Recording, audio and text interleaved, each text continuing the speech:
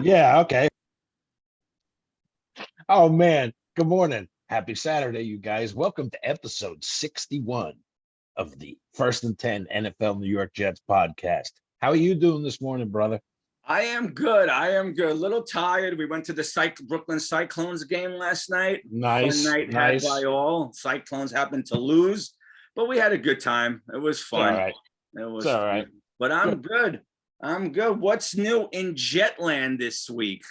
Oh man. Couple of things. I have some interesting topics to talk about here. Okay. So uh relatively mainly just four guys I think need to bounce back this year on our team. But we can save that. What do you have this morning? I don't have a lot. I want to touch up on a story that broke. I think it might have been a few months ago, and I'm bringing it back now is because Ryan Fitzpatrick retired. And the Amish rifle. Yes. And, the two things I remember, and I have to go back and look at the story. And again, maybe somebody who follows this, likes and subscribes, could tell us if I'm correct. He said in an interview a while ago that his biggest regret in football was resigning with us again. Really? Yeah. And that was, I think, the season where he came back after he sat out, and right. Yes, Magnan begged him to come back and overpaid him, and then he had that shitty year, rode the pine, came in halfway through. But his biggest regret, he said, was signing with us. Well, maybe you shouldn't have sucked so bad that year. Yeah. But I'm just doing this a little conspiracy theory. I saw in an interview recently, and I'm going to list the teams he played for, where his heart was always in Buffalo. Of course. So now I'm starting to think he played for Buffalo before us, and I'm going to list the teams here so the story makes a little more sense. Is that why he choked on that he shit the bed in that big game? And is that what? Is that because your heart was in Buffalo? Yeah. Now, I don't think any grown-up or professional athlete think like he's going to jeopardize not making the playoffs because his heart's in Buffalo and he's going to throw these 4 interceptions. But as a Jet fan, I'm entitled to my conspiracy, and and what happened all of a sudden in that game? Yeah, he just totally shit the bed in that game. The slant in the end zone to Decker sticks out in my mind, where you threw that INT in the end zone. Yeah. Now, again, Kevin, we're just having fun. It's the dead period. Like I said, it's my conspiracy. Is this why he, shit the bed in that game? I don't think so. I mean, no player, even yourself, like, Overkill might be your favorite metal band, and if you're on the bill with them, you're not going to say, oh, I'm only going to play halfway because that band is my heart and soul. I want them to look, Yeah, right. You're going to go out there and kick ass and do what you do. So I'm just kidding when I say, but that's just my little conspiracy. And I did hear some comments to have people say, I'm crazy, you're nuts. But it's just so funny. Like, he had his worst game as a Jet against Buffalo, a game that we needed for the playoffs. To get into the playoffs, yes. And then he comes out after he retired to say his heart was always in Buffalo. That's where his heart will always be. Great. Right. Nice to hear. Right. So Thank you, Mr. Fitzpatrick. Yeah, so they'll sign you for one day and you can retire a bill.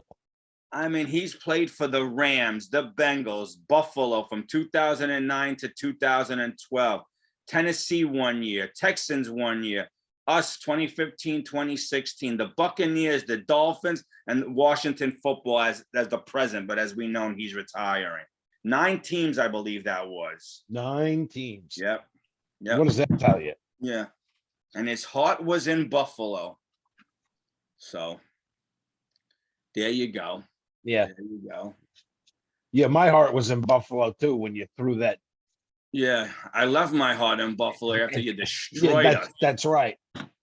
Fitz tragic. That's what he should be. You haven't smelled that since.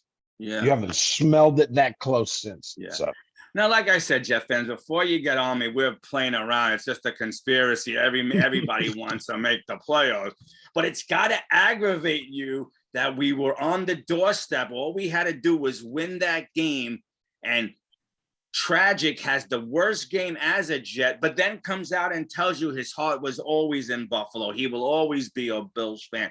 He has loyalty to that fan base. And I'm like, I don't want to hear this. And then he tells you his worst thing was re-signing with us. Like, frig you. Like, I'm tired. Again, I don't want to sit here and gripe the whole time. Let's talk about something happy. On June 7th was the 3rd-year anniversary of Joe Douglas becoming our GM. So props to Joe D. If you're listening, Joe, props to you. Nice job. Nice job. We killed you in the beginning, but yeah, so far so good. Yeah. So far so good. So Kevin, again, the proof's in the pudding. So we'll see. We'll see come September.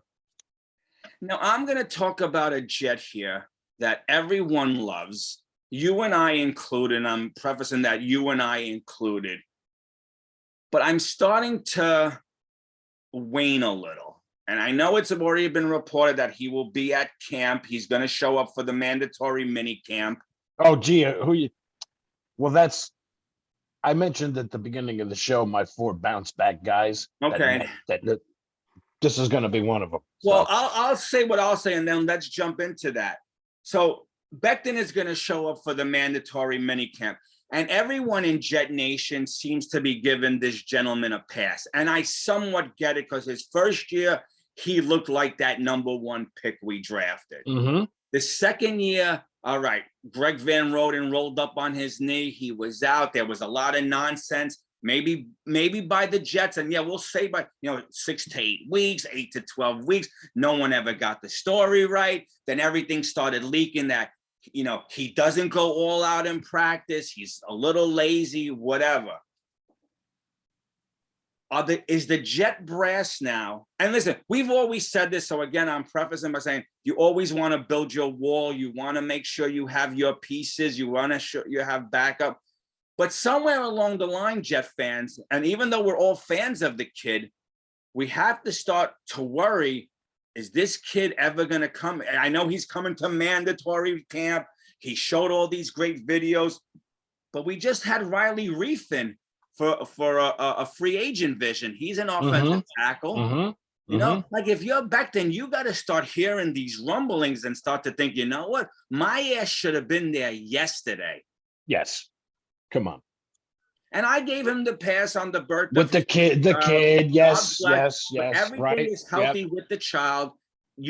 I'm sure they could fly now, relocate the family back to New Jersey, and you could have showed up. Yeah, I'm sorry, and I know Jet fans will get on me for saying that. And again, I'm gonna say it again. We like the kid. We're not against him, but now it's time to earn your stripes. The baby's healthy. We're bringing in these other O-linemen. You have to start to think, all right, I need to show this team why they picked me 11th overall. And we don't seem to be getting it. In my mind, we seem to be getting, push me, I'm coming. I'll get there when I get there, And I just hope, Kevin, that when he gets there, he's bringing a full head of steam and a kick-ass attitude. That's all. Well, I'm sorry if I have my doubts, Jet Nation. What was telling to me was, I don't know, a month ago, when Saleh was given a press conference there, and he gave him like a direct message, like, we sure would like you here. Yeah. I mean, when the boss is asking me to come in, because, they want to see me, they want to make sure everything's good, I got to go in, and I'm not saying Riley Reef is, the be all end all, but right, of course another O-line. And of course, if we sign him, he'll be a depth piece. But, if it's my job and all of a sudden now we're hiring, bringing people in, I got to sort of say, what? My old man used to tell me there's an ass for every toilet, meaning no one is indispensable. Yeah. So, and Kevin, again, we say this because we know there's a lot of love for the kid, and rightfully so. His first year, he proved it. But now I got to see you. Like, come on, Mekhi. It was the OTAs last week. We heard all these great things, you know. Zach's looking good. And of course, it's just practice, you know. Good Right, of course. There's no yeah. There's nobody hitting you. Right. Yeah. Same thing here, Kevin. Let's not get too high on the good, too low. It's practice, to quote Allen Iverson. But you're starting to see this team gel, and you know, Corey Davis comes out, and you know, you found out that his brother, he lost his brother, I believe that was on his mind, but now he's in a good place. He's telling you how good Jarrett Wilson could be as a wide receiver. You know, like this team is starting to show life. Like, we want to prove the naysayers wrong. And it starts by you coming in, Mekhi. You're the ringleader. You're the number one draft pick under Joe D, the first draft pick under Joe D. You're the ringleader. Like, we're waiting for you. This fan base wants you to be healthy and in camp and show everyone. I mean, when you came out, man, everybody was like, wow. It's like a brick shit house there on the left side. Ain't nobody, it's like a wall. You know? You know, I want to see it now. Like, I again, I know he's loved in Jet Nation, and we love him too, but it's the put up or shut him now. Let's go get in camp. There are guys here that are looking to take your job. This is not, oh, Mekhi's job, I'm only going to come in to back him up. No, these guys want your job. And fans vying for a new contract. Like, they want to work. Let's go, Mekhi. I'm sorry. And again, I keep repeating myself because I want people to know it sounds like we're down on him, but we like the kid. We know there's potential there. Get in and prove it. Let's see you in that shape that we saw in these videos. Absolutely.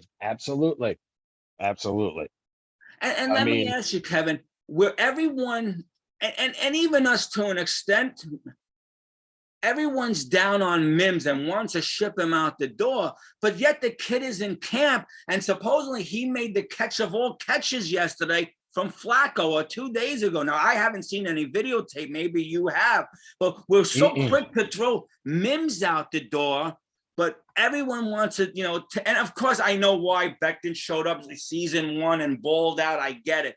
But, you know, like, why is one getting the carte blanche and one we're already looking to trade package, you know? And I mean, I'm not for dumping Mims. I mean, the guy's a prototypical type receiver. Yeah, you know. Exactly. But I heard things like, oh, maybe Salah and Joe D talked him up this week because they're looking to trade him. And that's fine. You got to do what you got to do to win and make the team Never mind talking him up, coach him up. But yeah. But my point being is that we're so quick to get this boy out the door, but we're going to give Mekhi everything. And I don't get all of that. Whatever. That's just me. Yeah, I don't get it either. I want Mims to succeed. I want Becton to succeed. But Mims is here. Becton should have been here. I know it's mandatory, right? It's not mandatory yet, right? But still, you need to show that, you know, what we're seeing in these video clips on TikTok and all this other is really you. Get in here, big boy. Let's go. And I mean, you mentioned Corey Davis. I mean, I saw this somewhere and I completely agreed with it. That's why I injected it in today's show. Go ahead. He's one of the 4 bounce backs. Corey Davis. Give us your list. Yeah, I mean, 34 catches, 492 yards and 4 touchdowns. Dude, you gotta have a better year. Yeah. Second is defensive end Carl Lawson. We know the injury, we know the Achilles, this and that. I think we got robbed last year of seeing him do his thing. Yeah, and I mean, agree. And I mean, our new tight end there from the Bengals says, "Watch this dude." Yeah. So, 3, Mosley, my man Mosley, dude, you got to step it up. 29th ranked against the run last year. Come on. Yeah. No. Yeah. No. I know. You know, and we'll round it off with Mekhi. It's like, again, another injury like Lawson. Yeah. These dudes got to step it up. And I mean, for me to get on Mosley, No, I get it, but Kev, I believe Lawson was at camp this week because there was video yes, of he him was. running. Yes, he was. He's there. Like everyone should be there. Like we're preaching new attitude, new commitment, change the culture. That's Flip why this- Becton, okay, have the kid, spend some time with your Yeah. wife and the kid, and then get your ass in camp. Flip the script, and Lawson's there. Mims is balling out from what we're hearing, and Becton is not there. Now, let me ask you something. It's just your opinion. We've never been on this level. But if you're reporting and you're busting your ass for the 4 days, right? And I'm not, do you start to say to yourself, is there rumblings that say, when's the big guy getting here? Yeah. Or does nobody really, I mean, maybe because we're not on that level, we don't think the way these players think. Does no one really not care? He gets here when he gets here. Is that the attitude from football? And I say football players, not just jet players. I don't know. In general. And I mean, another player that flew under the radar in OTAs was Ashton Davis. Consecutive days with interceptions. Yes. So, yep. Well, there's a lot on the line for the kid. He's either going to make this team as a bag or he's going to be out the door. So he's got a ball. And that's what I'm saying, Kev. Absolutely. Like you got Ashton Davis, who also was injured, slow start. He's in camp because he knows they brought in dudes this year and he needs to step it up if he wants to even make it as a backup. And that's all I'm trying to say. Like, well, you know what? Come on, big boy, get in. I know you'll be here for mandatories, but. And to play on something you've been saying when we're talking about the schedule and everything, and you say, why can't we make the jump like the Bengals did? Exactly. We all believe it, and maybe we're all wearing the rose-colored glasses because everywhere I look, a lot of people, 10-7, 8-9, 9-8.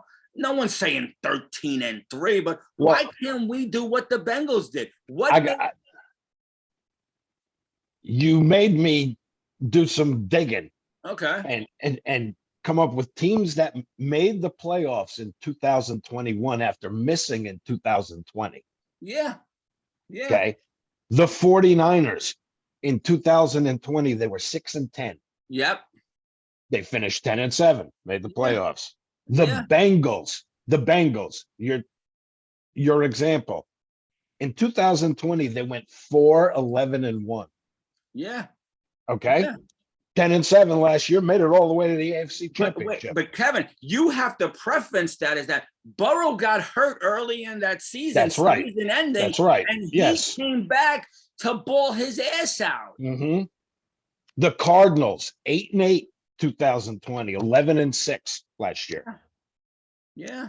The Cowboys, 6-10 in 2020, 12-5 last year.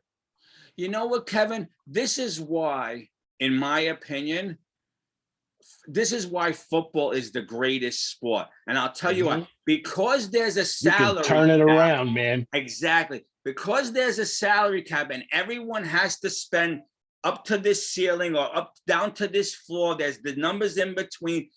Your team makes smart draft picks, makes smart free agent moves, stays healthy. Now that's the key. Staying healthy. You could turn a 2-14, 2-15 team into something. And this is even more reason why Becton's got to be there with his boys. Because we brought in guys now who have, you see, like guys like Jared Wilson, Jermaine Johnson, McClendon, they're not thinking about the past. They're thinking about balling out, winning a job, and proving what they can do. Why does Becton get the pass on that? The injury was last year. It's done. And I mean, you can keep going. The Eagles, 4-11-1 in 2020. Turned it around, 9-8 in the playoffs. The Pats, 7-9. Turned it around to 10-7 with a rookie quarterback. The Raiders, 8-8, turned it around to 10-7. I mean, come on. It goes on and on, I mean. it is possible. Yes, of course, as Jet fans, we always think we have that cloud of us. We don't want to get too high on ourselves, but it could happen to us. Why not? What's the saying? Why not us? Exactly. Why can't it be us? Like, why are we? But we have to stay healthy and bring our pieces in. And it starts with bringing Mekhi. Like, I don't think anymore Mekhi deserves the pass.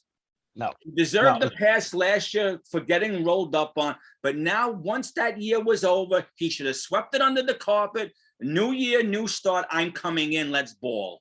And what makes an offensive line so good is cohesiveness, man. Yeah. And you got to be there from day one. I agree.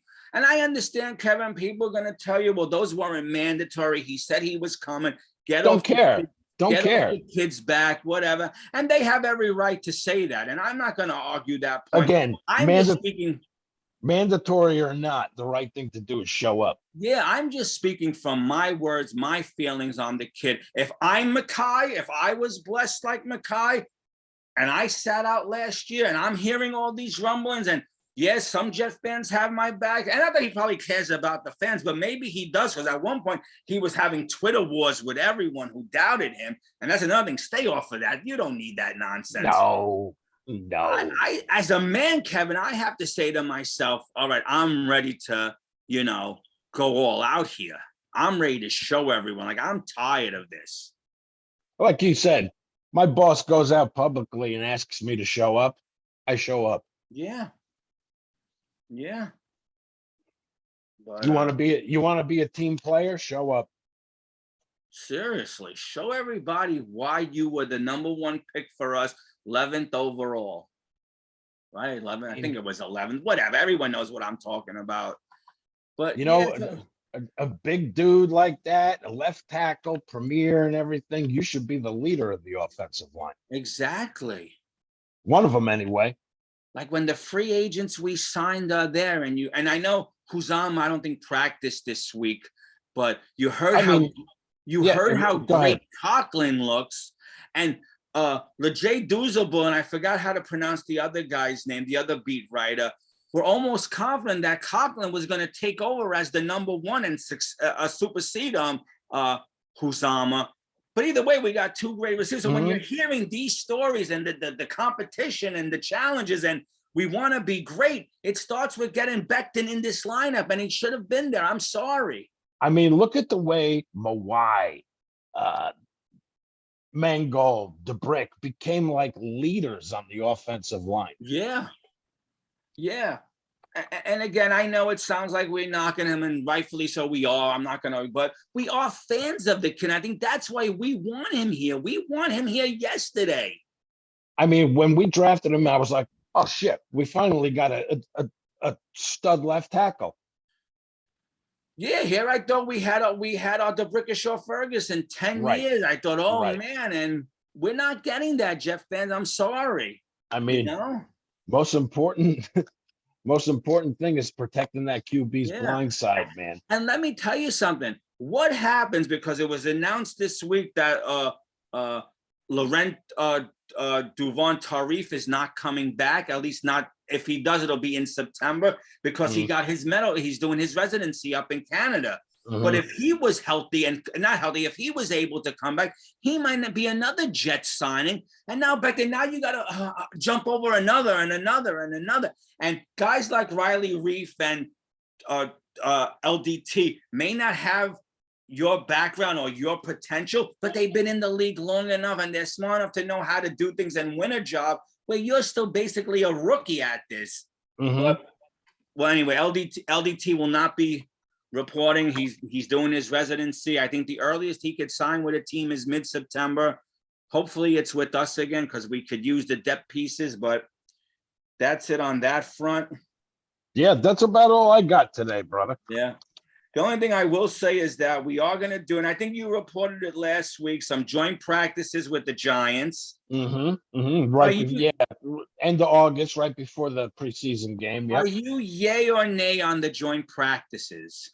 I don't like to have to travel to go joint practice, like going up to Green Bay and stuff. But if you're going to do it here with the Giants, that's all right.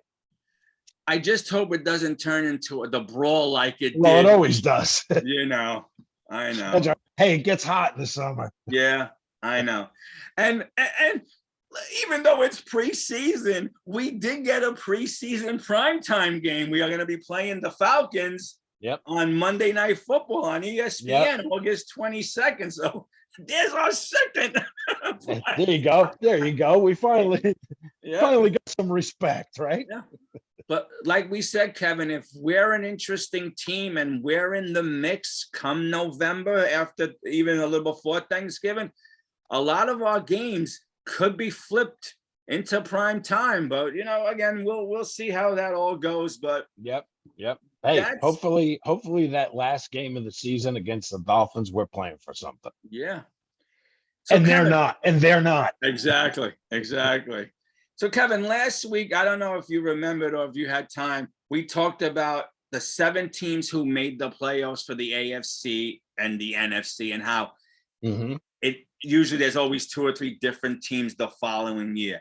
Did you come up with your AFC and NFC playoff scenarios? And did you come up with your sleeper team for each league?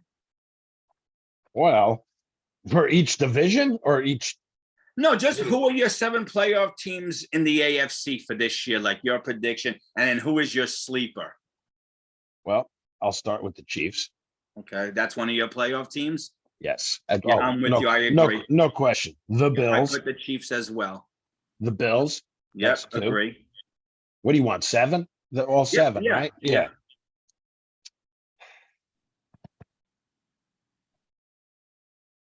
The Bengals. Okay. I'm with you.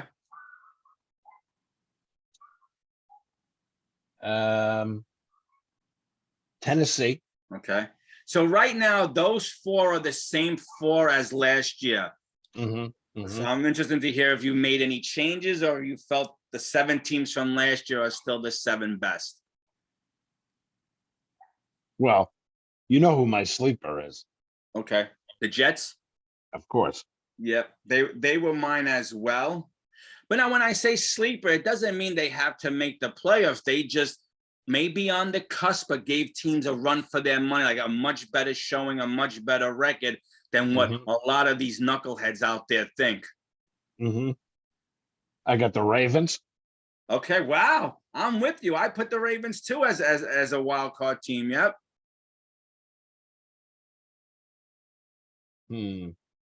Let's see here. Now, so far we're 5 for 5. Do you want me to tell you my last 2? I'm going to say the Raiders. Wow. Okay, so the Raiders were there last year. I didn't put the Raiders this year. One more, huh? 2 more. 2 more. Oh, no, I'm sorry. 1 more for you. That's right. You did say the Raiders. That's right. 1 more. Chargers. Okay. I have them charged. So where me and you disagreed is we have all the same, except you have the Raiders. I have the Broncos. Okay. Yeah, with Russell. Yep. With the Jets being my sleeper team, because even though I picked them for 10 wins, that'll probably change as we hear more injuries. Man, how sick is the AFC West gonna be? Oh, I know. I mean, you got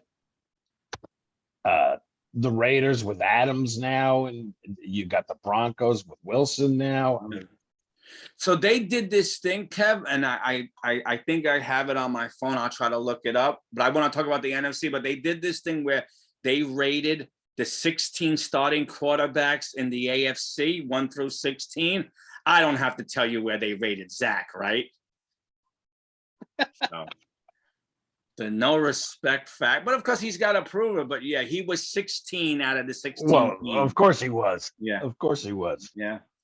So now, who do you have in the NFC?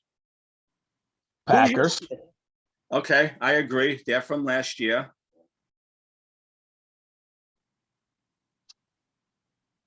Now, what I will say is with the NFC, I only made 1 change. I have 6 of the teams going back to the playoffs from last year. Because 49ers? I do not have the 49ers. That's the one team I have out. In its place, I put the Vikings. Okay. Yeah, I got the Vikings too. Okay. So basically, Vikings. I went with the same group, the same 6 from last year, as I omitted the 49ers and I put in the Vikings. And my sleeper is the Redskins. I think they'll have a bounce back year. Okay. I actually have them in the 7. Okay. Well, so then, yeah, so then let me hear you. So you'll have a different 7 from me. That's cool. What do you have? I got Packers, 49ers, Vikings, Rams, Skins. I'm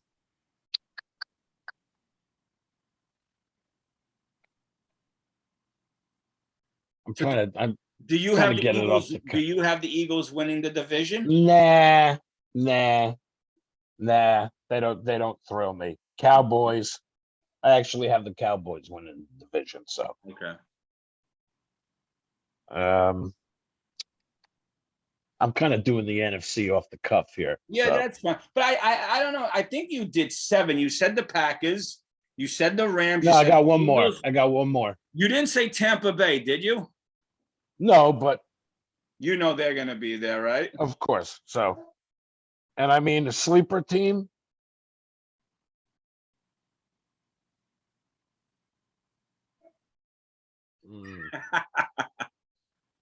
NFC.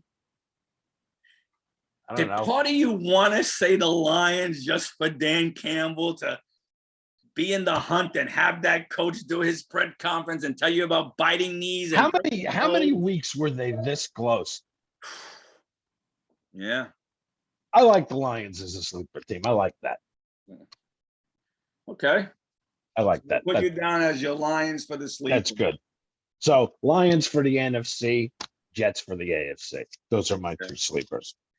So Kevin, did you? I know we're jumping around. Like I said, it's the dead time. Have you seen? It came out this week.